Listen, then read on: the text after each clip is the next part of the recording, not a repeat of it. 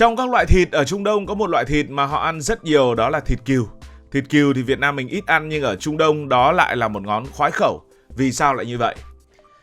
Nếu nhìn vào bản đồ Trung Đông hoặc đơn giản là xem vài bộ phim về vùng đất này, bạn sẽ thấy một điều rất rõ ràng. Đây chắc chắn rồi không phải là những vùng đất màu mỡ. Đây chính là nơi đất thì ít nhưng mà cát thì trải dài vô tận, nắng như đổ lửa, còn nước thì hiếm như vàng. Nhiệt độ mùa hè có thể chạm ngưỡng 45-50 độ C. Nắng nóng thế này đứng ngoài một lúc thì sẽ thành mực phơi một nắng ngay. Lượng mưa thì cực thấp. Có những nơi ở Trung Đông thì lượng mưa ít hơn Việt Nam khoảng 10 đến 20 lần. Cứ tưởng tượng đơn giản như thế này. Ở Việt Nam mưa nhiều đến lúc đôi khi cảm thấy khổ, thì ở Trung Đông mưa là thứ người ta mong chờ như một sự kiện đặc biệt. Chính điều kiện khắc nghiệt như vậy khiến việc trồng trọt trở nên cực kỳ khó khăn. Không có những cánh đồng lúa, không có những vườn rau xanh mát. Và khi không trồng trọt được nhiều thì con người phải tìm cách khác để mà sinh tồn. Và lúc đó chăn nuôi lên ngôi.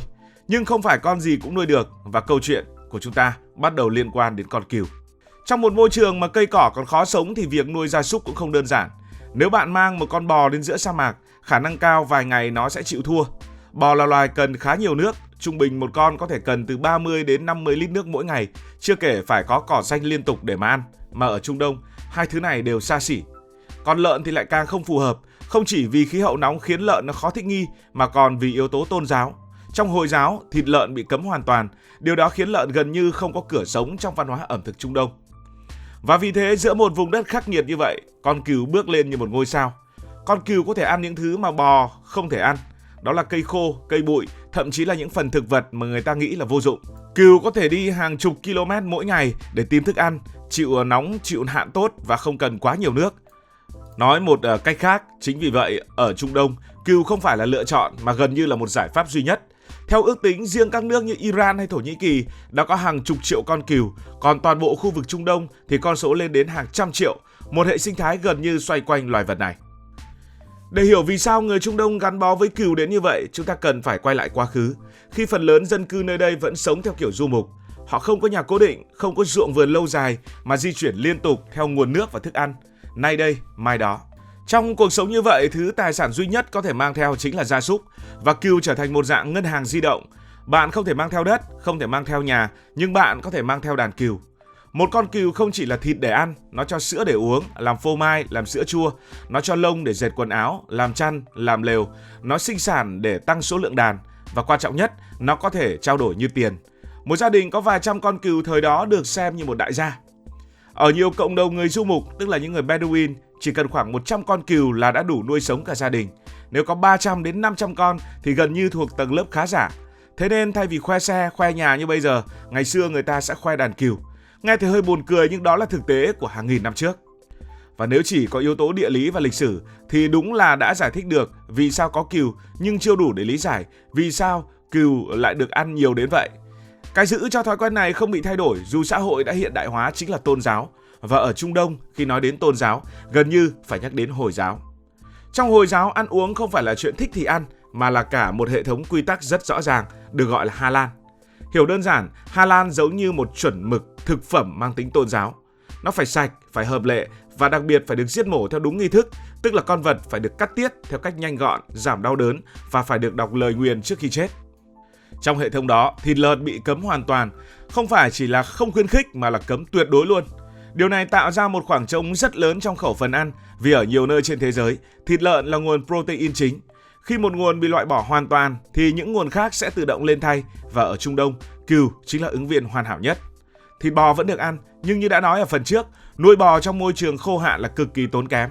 Gà thì có, nhưng không phải lúc nào cũng phù hợp với lối sống du mục truyền thống. Còn cừu thì vừa dễ nuôi, vừa hợp khí hậu, lại phù hợp với tiêu chuẩn halal.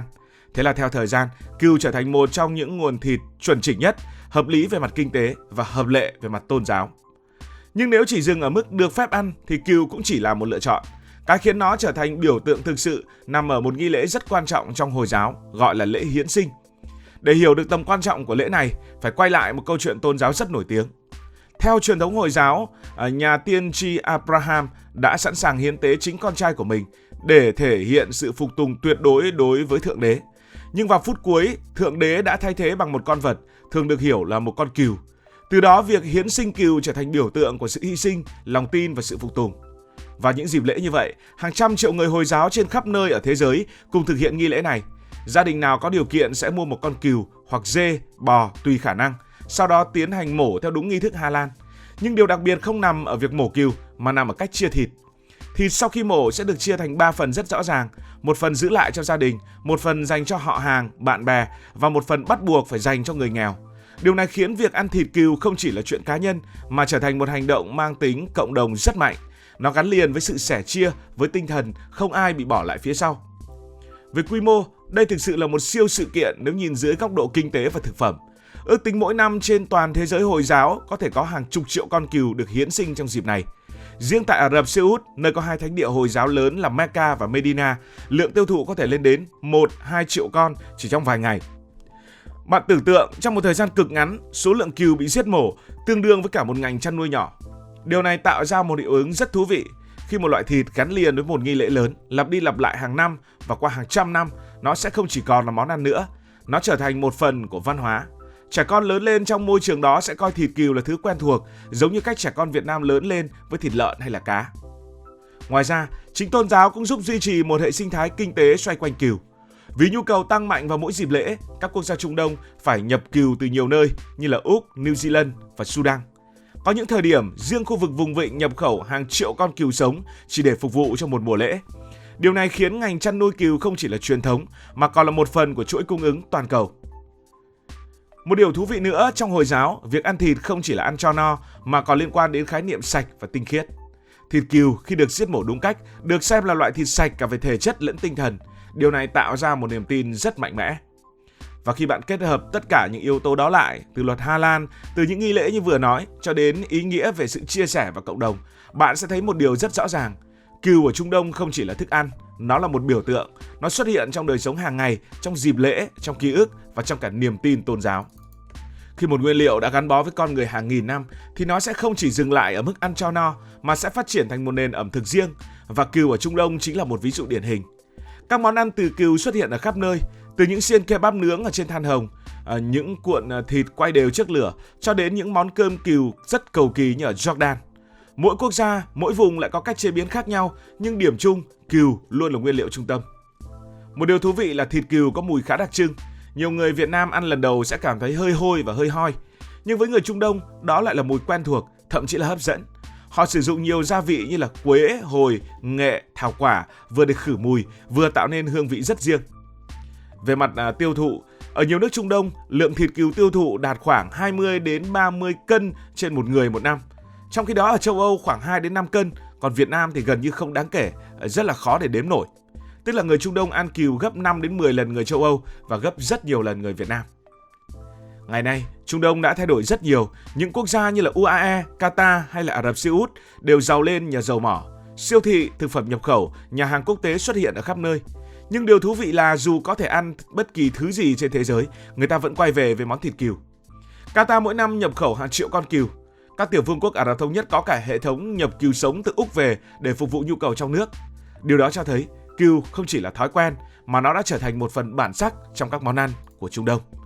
Cảm ơn vì đã quan tâm theo dõi câu chuyện này. Nếu thấy thú vị, hãy nhấn nút like. Và nếu được nữa thì hãy nhấn nút đăng ký kênh để không bỏ lỡ bất kỳ một video nào.